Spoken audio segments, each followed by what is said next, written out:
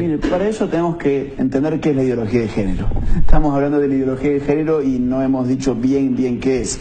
La ideología de género es un conjunto de ideas anticientíficas que con propósitos políticos desarraigan a la sexualidad humana de su realidad natural y explican la sexualidad humana sencillamente por la cultura. ¿Esto qué significa? Bueno, que ahora la variable significativa a la hora de explicar la sexualidad humana pasa a ser las relaciones culturales, pasa a ser la sociedad, la cultura, la construcción cultural, como se dice.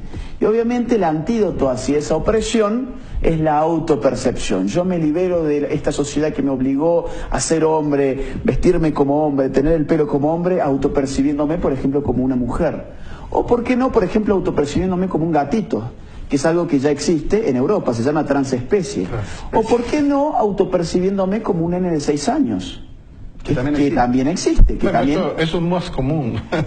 Pero eso ya está pasando en Europa, por ejemplo, en Canadá. En Canadá ya hay un caso de un señor de 56 años que se autopercibe como una nenita de 5 años o de 6 años, usa ropita de mujer, babero, qué sé yo. Hace 10 años de este señor la sociedad hubiese dicho, pobre señor, debe tener algún tipo de problema.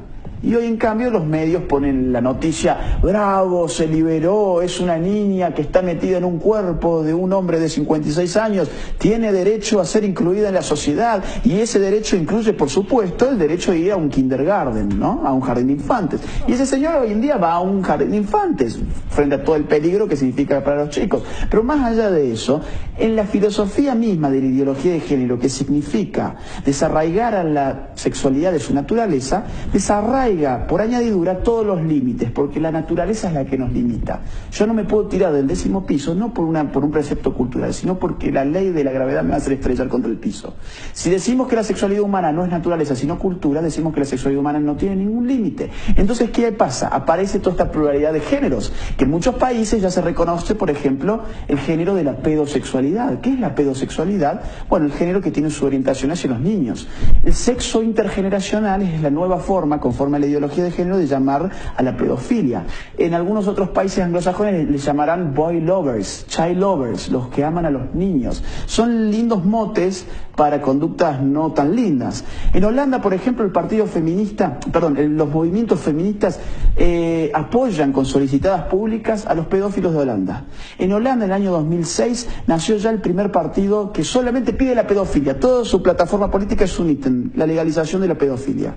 En Holanda también, por ejemplo, ya hay sexólogos que están pidiendo que el Estado sea el que produzca la pornografía infantil. Una de las feministas más famosas de España en este momento, que es Lola Pérez, si no me creen, por favor búsquenla por Twitter, tienen que tener estómago para seguirla por Twitter, porque se van a encontrar con tweets como por ejemplo el siguiente. Ella se pregunta por Twitter, ¿qué tiene de malo, por ejemplo, querer tener relaciones sexuales con un bebé muerto?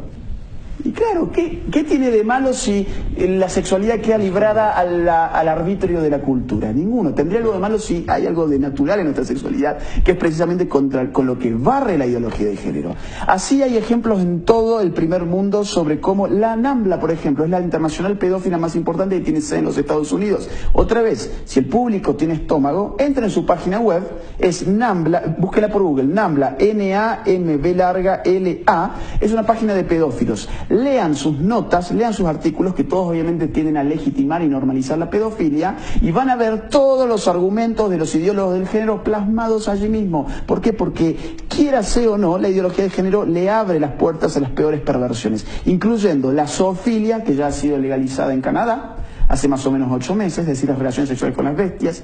Y en Suecia, por ejemplo, ahora se está pidiendo la legalización de la necrofilia, es decir, las relaciones sexuales con los muertos, y el incesto, es decir, las relaciones sexuales con los familiares próximos. ¿Conforme a qué? Conforme a los argumentos de la ideología de género, por supuesto. No hay límites.